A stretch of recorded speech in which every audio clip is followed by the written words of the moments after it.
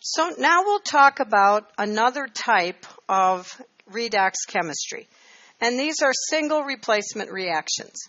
Now, we talked about double replacement before, and I gave you the analogy of trading partners at the dance. Single replacement is different.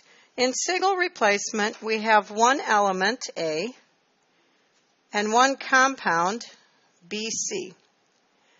In this, the element A replaces B in the compound, so we make a new compound, and we now have a different element. So single replacement, in this case, we have an element that replaces the cation in a reaction. It could also be a nonmetal that's replacing the anion in the reaction, but you always have one element and one compound. Now, single replacement reactions are redox reactions, and they are a little bit different than the double replacement reactions. Single replacement is driven by the activity series, not by solubility or formation of a gas or formation of a weak electrolyte. And I think that the single replacement is really a lot easier to deal with.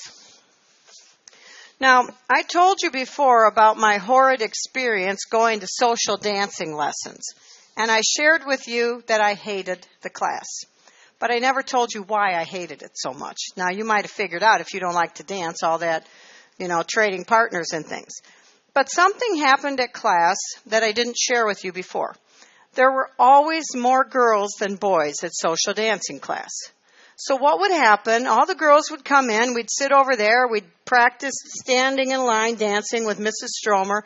Mr. Stromer was on the other side of the room with the boys, and then Mr. Stromer would say, "Go get 'em, boys," and the boys would run across the room and grab the girls off the bench. But there were always extra girls. Always. I know this. Because in 4 years, I never, ever once made it off that bench. I sat there, and after a while, it didn't matter anymore. I knew I wasn't going anywhere, so I didn't even bother. I just kind of chill because I knew what was coming next. Well, the first night, I didn't know what comes next. We're sitting there, probably about 15 of us, extra girls.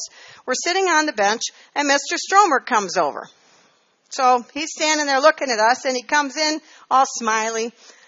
Ladies, it's so lovely to see you this evening. You are so special." Right, that's why we are on the bench. We got this. "You are so special, ladies, because you are my girls." He would end up in jail for that now, right? So what happened next is Mr. Stromer would come over and, talk us up, and then he would grab one of his girls, and he would dance us around.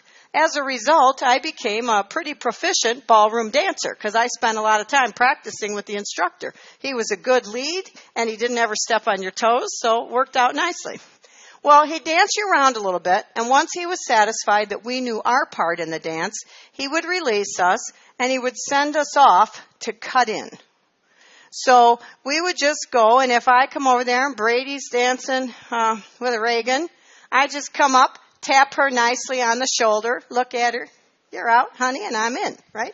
So now I've got Brady, now I'm dancing, and now we have a new loose girl on the dance floor. Not that kind of loose. I mean, I don't know too much about her, right? So not that type of loose girls.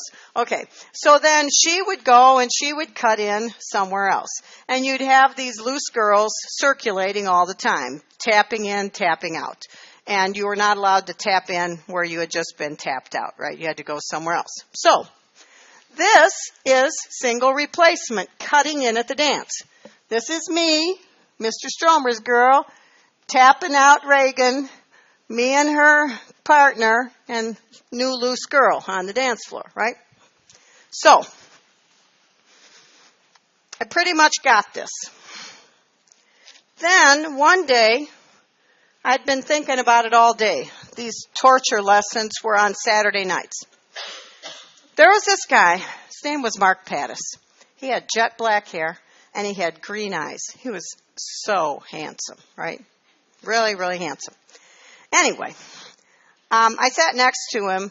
They put us alphabetically, Nero, Pattis. We were next to each other in a lot of our math classes. I tutored him through geometry and pre-calculus. He wasn't that good in math. But anyway, So I got to know him a little bit, and, he was just dreamy. So I would fantasize about dancing with him. But I was kind of shy. I know it's hard to believe now. I was a little shy about the boy thing, and he was dating this cheerleader girl with long blonde hair named Debbie that I didn't like.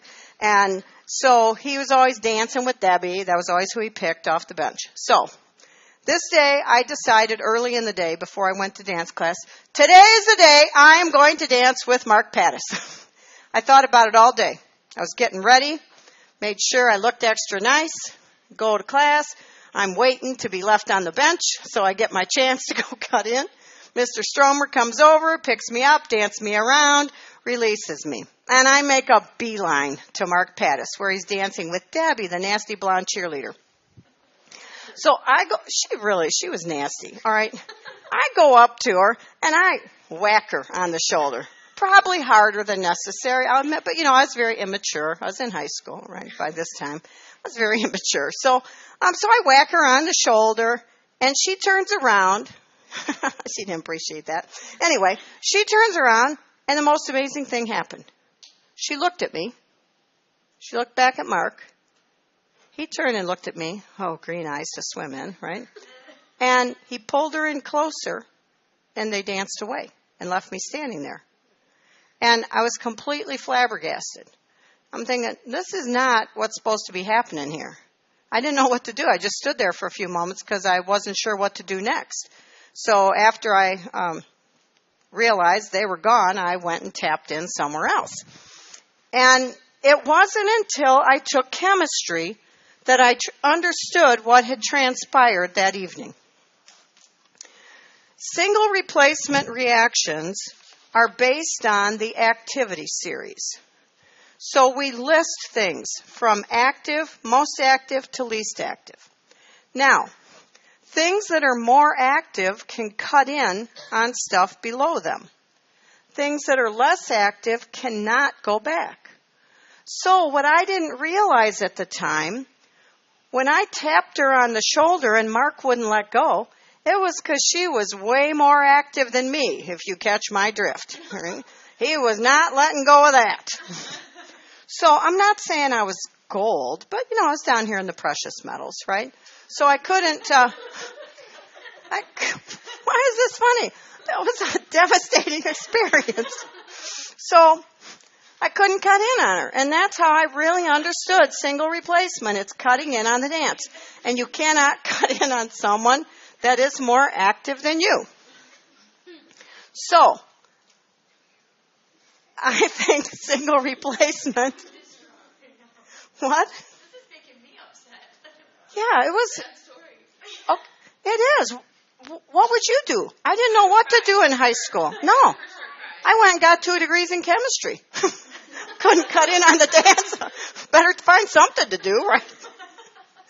So, you have to look at these series and figure out who can cut in where. It's really pretty simple. I think this is much easier than double replacement. Okay? So, elements can replace elements less active than themselves because the more active element is cutting in, it's going into the compound as a cation, so it's getting oxidized. So, if we look here, rubidium, way up here, can replace manganese here. Manganese can cut in on zinc and a whole bunch of others. But manganese cannot go back here and cut in on potassium. So we look at the activity series and we complete the reactions, writing balanced equations with formulas and subscripts. Now, the one thing that we do is we try to make it a little easy. So here we have iron. Iron can be either a +2 or a +3. Since it's cutting in on gold, which is a +3, we make life easy and we make it iron 3.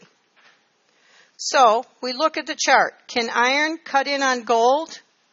Yes. So we make iron 3 nitrate. I write the proper formula. Plus gold solid. Can silver cut in on hydrogen? No. No reaction. So I think single replacement is a lot easier to deal with than double replacement.